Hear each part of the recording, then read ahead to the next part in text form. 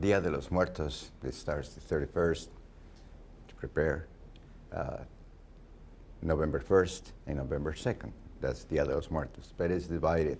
November 1st is when the children, you invite the children to come.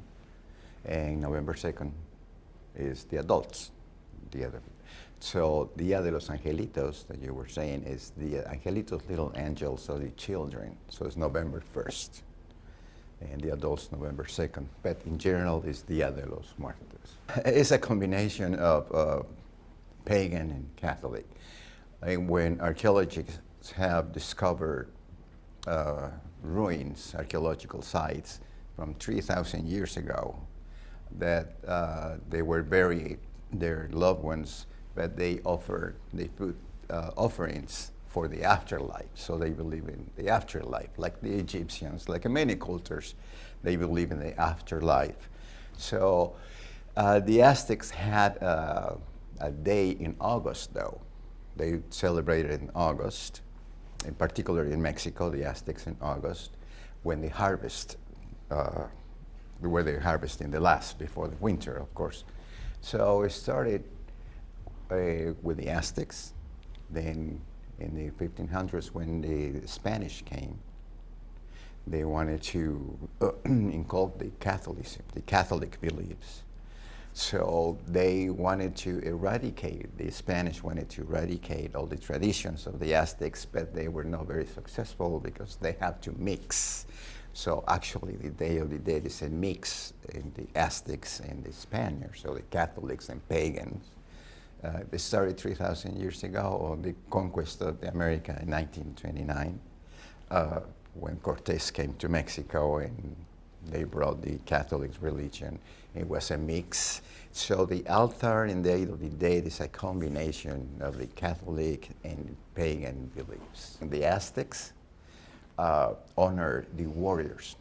That was the day, that was the objective, to honor the warriors, to honor the mothers that died in childbirth, children, and that was a special day for them. At the same time, they celebrated the human sacrifices, the people that were sacrificed. They were honoring as well, and they supposed to go to the Aztecs believe in 13 levels, and the warriors, mothers of child, die in childbirth, children, and human sacrifice, they were occupying the first level because it was very honorable for them. It's a celebration of life. There still is in many spiritual beliefs. You believe that we don't die, we just transform. That's why the butterfly is important as well. The butterfly is a symbol of transformation, and also the butterflies migrate to Michoacan, Mexico in the October. So the Aztecs believed that it was the warriors coming back. Or their relatives, or their families. relatives coming, and so that's the symbol of the butterfly. Of course, you have seen in archaeological sites the symbol of it has a skull and a butterfly. See that it's like a transformation. See? That's the symbol, and of course, millions and millions of monarchs, and they thought they were the relatives coming to visit everybody. So everything is combined. It's a reunion of families. We mock death. When you grow up, death is part of life. It's a cycle. It's a cycle. That one doesn't exist without the other. So since we grew up, I grew up with all these skeletons and skulls, calaveras. It's to make a light, not to be afraid of death, to accept that death is. It is not good, it's bad, it just is, right? And if I dress up as a skeleton and paint my face, it's going to be me in the afterlife. So it's a symbolism, right? You have people that already have died, and you can have a skeleton figurine, but a live person, can dress up as well as a skeleton, symbolizing his life or her life after this life.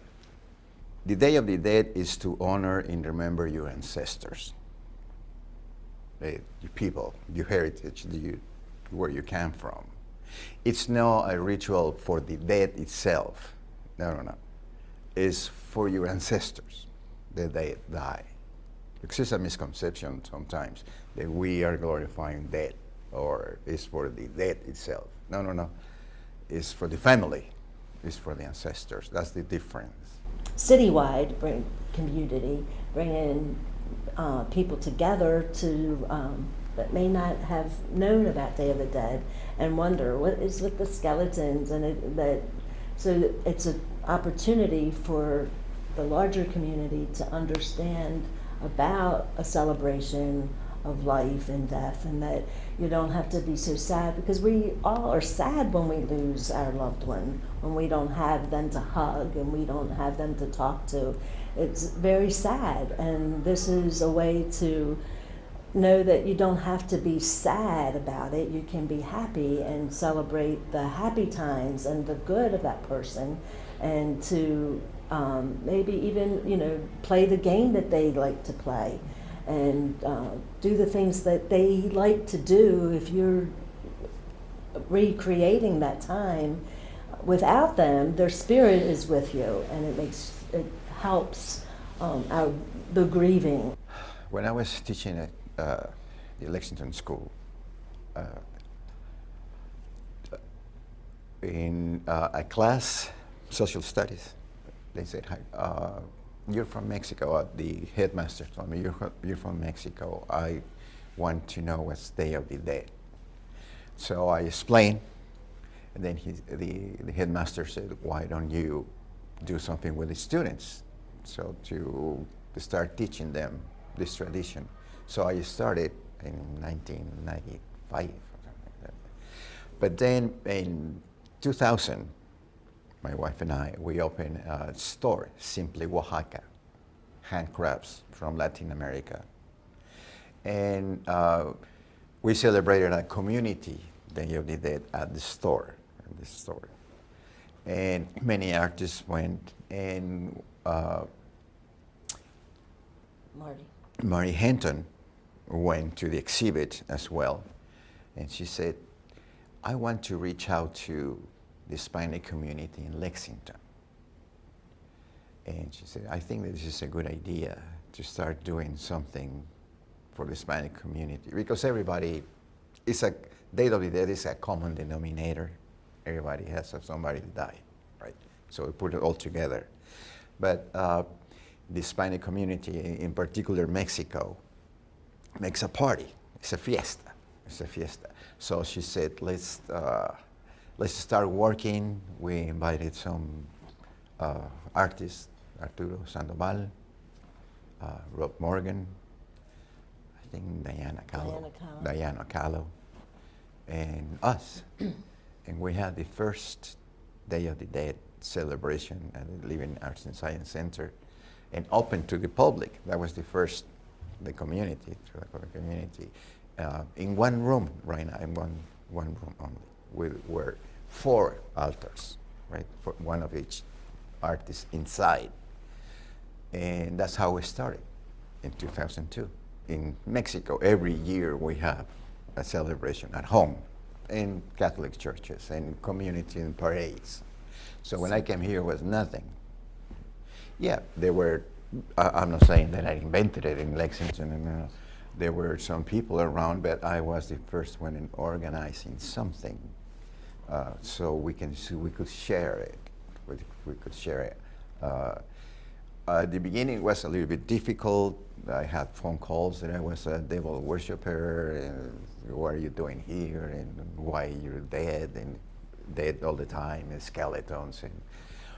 But after I explained, like we're doing right now, the attitude was completely different. Now it's more acceptable.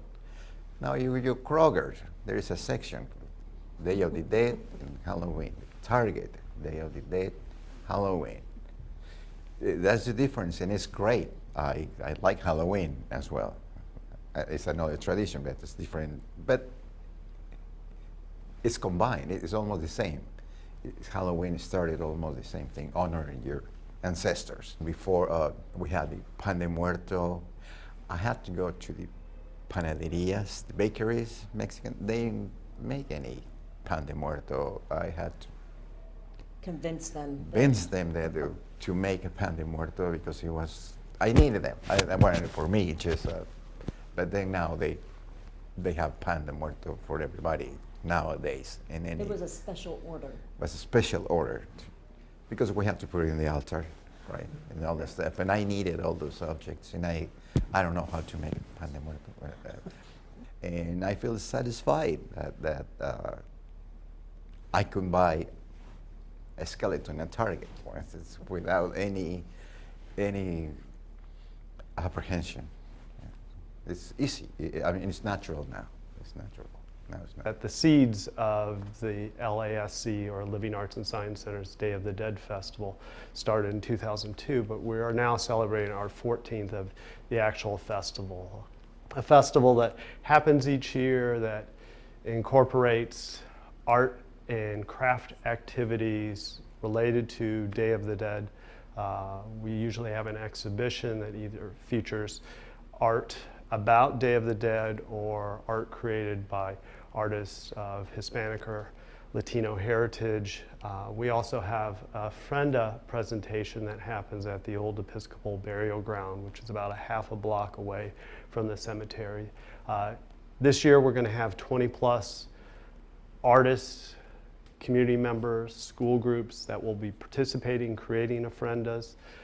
We also have musicians and dancers. We have a special presentation by the Children's Theater of La Ofrenda, and they're going to do scenes from that. It's a great family event that happens each year. Well, for us, it happens on November 1st, which is known as Night of the Angels, where it's believed the souls of children are welcome back during Day of the Dead. So for us, Friday, November 1st, from 5 to 9 p.m., we will be having our festival. Well, the galleries, our normal business hours are 8 to 5, Monday through Friday. Tuesday, we're actually open till 8 o'clock. And then we have our Discovery Nights that happen on the first Thursday of each month, as well as our Discovery Saturdays, which is the fourth Saturday of each month, as extra time that you can come in and see those. Well, this year we've featured an exhibition that is known as Latino Arts Blend, which is an annual exhibition that features artwork created by Latino and Hispanic heritage artists. Generally, you have one side of people who are creating very traditional Day of the Dead altars like Janice and Jacobo, and then you have artists who are doing more conceptual based. It is not unheard of in Mexico to honor somebody who's passed away, a celebrity or a politician, or again, doing a family member. Some people will even do an altar that is just for everybody that is in the cemetery, to have fun and experience art, culture, and music, dance. They're going to get to experience the exhibitions that we have, the arts and crafts that happen that are related to the traditions of Day of the Dead, like papel picados. We're going to have sand murals. There's sugar skulls that you can create. Dance performances that will happen, musicians. There are food trucks where you can buy food if you so desire. It's a family-friendly event. So as we said, this is a family-friendly event, and there are many things that you can do with your kids. We will have sugar skulls that there's a slight charge for that. We will have headdresses that you can create that are in the style of Frida Kahlo. We'll have sand murals, skulls that you can create little skulls.